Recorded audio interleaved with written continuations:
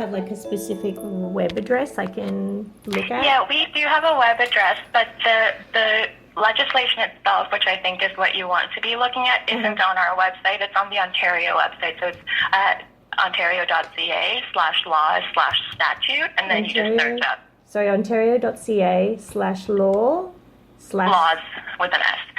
laws/statute. Statute, yeah. And then, yep. or I think if you just Google Ontario Human Rights Code, you should be able to get the legislation out that way as well. But either way, it's on the Ontario website. Mm-hmm. And then how would I find like particular, like I'm having difficulty finding anything in relation to, I guess in particular to what I'm looking for. Yeah. Okay. So how this works kind of is like the legislation is the written law, and then the case law, it interprets that law, right? So the cases of what has come up in the past will kind of indicate, if given your fact pattern, like how that case would be decided given this legislation, right? So if you want to see how cases are being decided based on this legislation, and you want to see if there have been similar fact patterns and how they've been decided under this legislation, you can go to a website called CANLII. Okay, how do I spell that? It's spelled CANLII.org. Yeah. And that's a database of all of the cases that have occurred, I believe, at least since 2000. So you should be able to, you can filter by the Human Rights Tribunal. Okay. And then within that, you can just search by keywords and try to find a case that had a similar fact pattern, and then that'll probably give you a better understanding of how these cases are being decided. But the legislation won't read like, in a situation of a women's shelter, like this is how it should happen. Like, that's not how the legislation reads. So I was thinking it might have been a policy that you were looking at, because the Ontario Human Rights Commission has policies, but policies aren't the law. So policies are just... No, I realize they're not the law. I realize they're recommendations. Yeah. And I guess the problem that we're having, or that Chrissy's having, is that what we're reading in the Human Rights... the part of what we're reading on your website, which is the moving forward part. And I mean, I realize this is a case of competing rights where, you know, you've got a women's shelter where there's women who have been sexually... Yeah, come on in. Yeah, absolutely. Grab a chair. Women who have been sexually abused and who are, you know, in all senses and purposes completely fine with trans women and trans identity, but...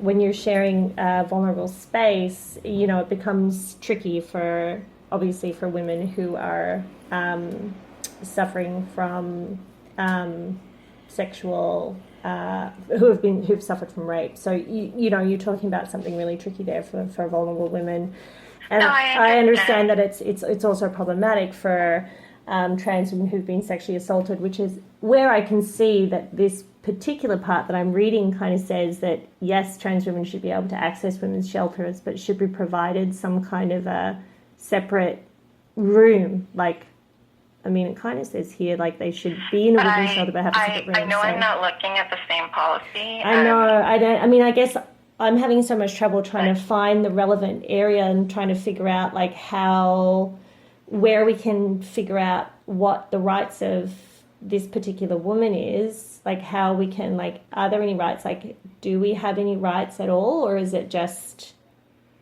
like, does she have a right at all to kind of any separate facility on the ground of her sex at all, or not, like nothing?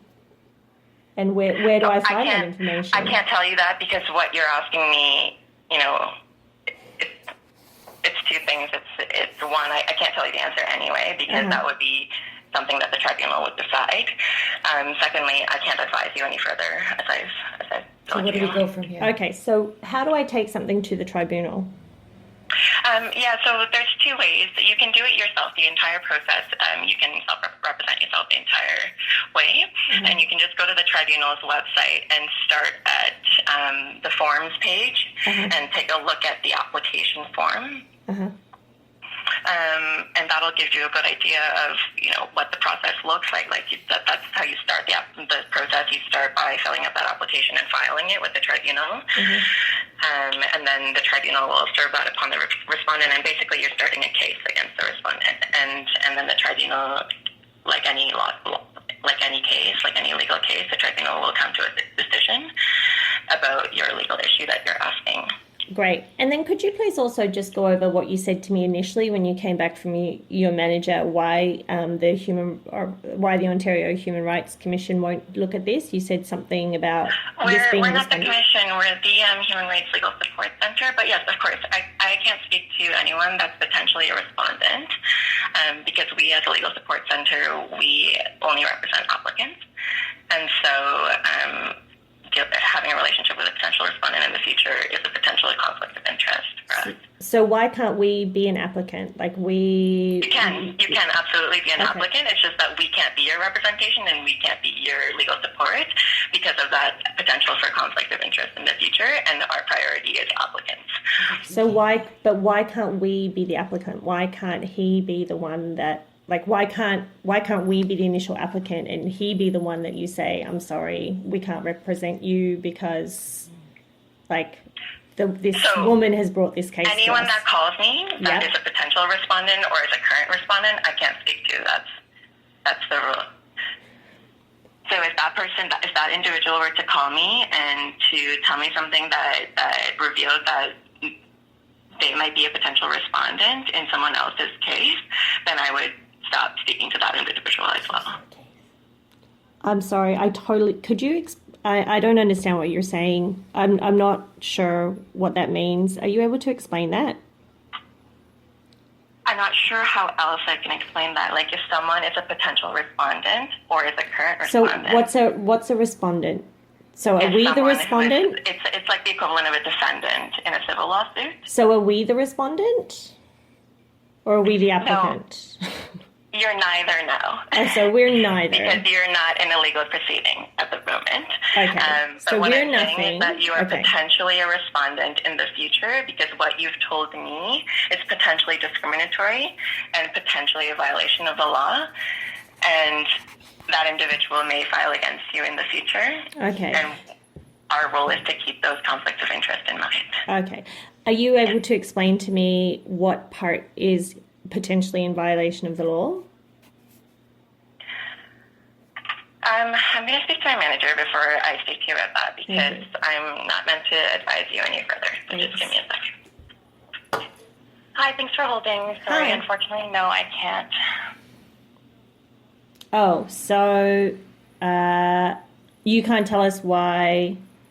I'm sorry. I'm not trying to be obstinate. I'm just a little bit confused. This is all new to us. Well, as far as I can go is that your behavior and your language could potentially be discriminatory against this trans individual based on their gender identity. So their gender expression, which are both protected code grounds, and that's as much as I'm going to say to you today. Okay, so as far as the Ontario Human Rights Commission goes, we are unable to file and open a case. We're not the commission, we're the legal support center. So we're unable to get help from the legal support center with the OHRC today in regards to getting help with the women's shelter, of which Christy is currently in, of which she has been put in with a trans woman. Okay, so I'm going to cut you off because I have to get off this call because I've told you everything that I need to tell you and I cannot advise you further. Okay. So, yes, you can confirm whatever you need to confirm in writing, but unfortunately I need to end this call now. So you're able to email me about that? I can email you? But you are absolutely welcome to email us. We have a complaints process if you'd like to go through that. No, I don't want to complain. I just want to confirm that you are not able to give us any kind of legal help about Christie's sex-based protections based on the fact that this is a man. Is that correct? I can't. Yes, and that is the case. I can't That's speak correct. to you any further. Okay. Yeah. Thank you. Okay. Bye.